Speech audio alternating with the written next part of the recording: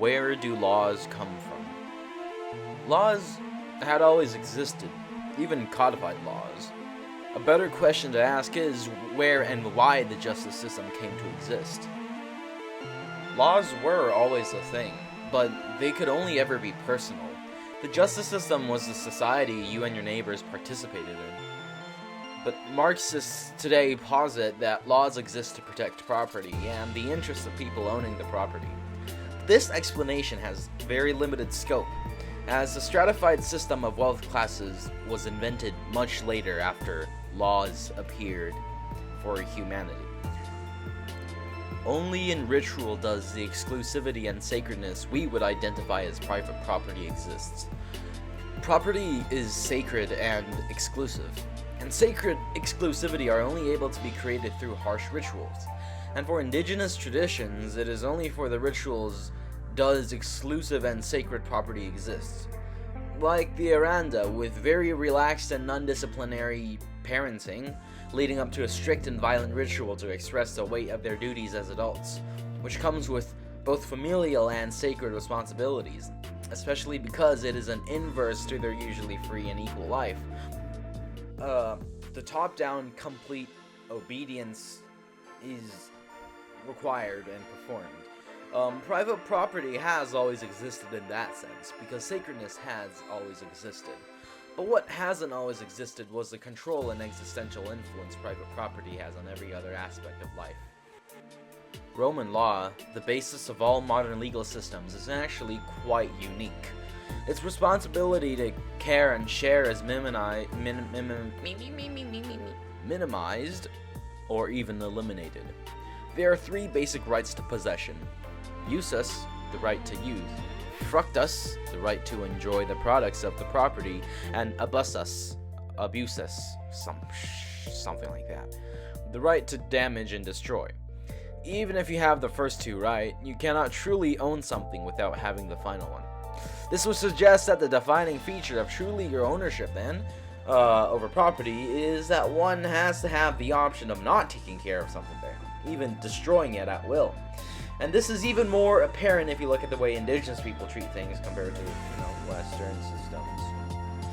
Every progressive law put into place to combat abuse and exploitative use of a property has been to counteract this very primordial essence of Roman law. Every measure to protect universal human rights is a direct confrontation of the Roman basis for modern laws. In Roman laws, property isn't a right. Property was how power manifested, and power must be earned. Your ownership has to be arranged with and taken from other people.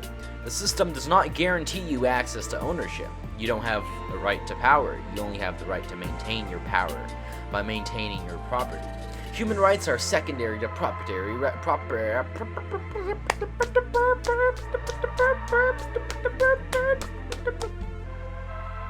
Human rights are secondary to property rights. This is one of the main issues tackled by the Enlightenment.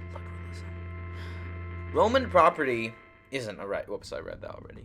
It is apparent that during the Humanist Revolution, they find that the laws were inherently inhuman. As much as the legal system appeals to the fact that it's a system made entirely by humans, it does not act on the basis of humanity or humanism. As much as the Enlightenment liberals tried to harmonize its sustained structure of domination with humanist ideals, the law at its core exists to protect and regulate power, thus the powerful. There is no law that says you shouldn't break the law, because the law presupposes itself just as power does. Most cultures in modern society would consider a civilization relied on councils to self-govern, like the Indus Valley Civilization. Even when they are kings and monarchs, functionally, they rely on councils of people to enforce law and infrastructure and governance, because there simply wasn't the technology or the means to have a state. It's hard to be a police officer if the people you arrest are a part of your social circle. Social circle! If you scout out the streets with a baton while personally knowing everyone who walks by, it's basically impossible to survive socially. Because in any localized community, you were your job. You can't just be doing your job and you can't do anything about it because it's your place in the shared lives, the social, in that society. Your place is your job. The blacksmith was the blacksmith. He's not John who works in blacksmithing. The value of the job was later abstracted from the individuals. Since, monetary value is made to stand in place of the value people provided to society. It became its function to quantify quality. As a direct result of that, people are reduced to another product in the marketplace, to be bought and sold. This, too, is a direct result of Roman principles. One of the qualities of the Wendat culture was that they relied on brutality and torture to enforce community. Captured war criminals war criminals were either fully integrated into society, wherein they become us, or brutalized communally by both men, women, and children.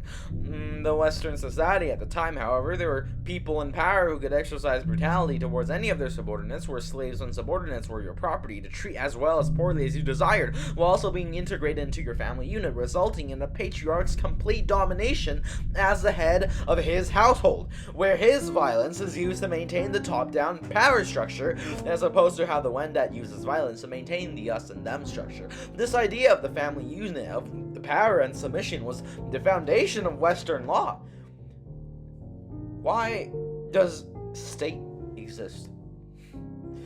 The state exists because the state couldn't be dissolved, because of bureaucracy and the appeal to belief in the system. There was never and can never be a benevolent state because machines are amoral. A machine only does what is mechanically allowed to do. People's conscience and morality are just cogs to move the machine. Anthropomorphizing laws and countries are not beneficial to understanding the principles at play.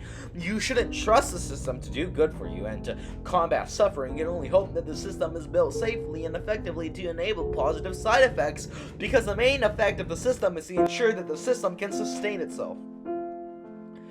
Even though the system is consistently being built and rebuilt, it's part of its mechanics to be able to adapt. The reason why its role in reinforcing power structures has not been challenged is because the power structure that it reinforces is itself. And currently, state and laws are caught in a mutualistic relationship. Why does law exist? In Western medieval society, almost all punishment, including the death penalty, involved severe physical suffering. Wearing an iron collar, being whipped, having a hand cut off, or being branded. It was a ritual that manifested power in a conspicuous way, thereby revealing the existence of an internal war.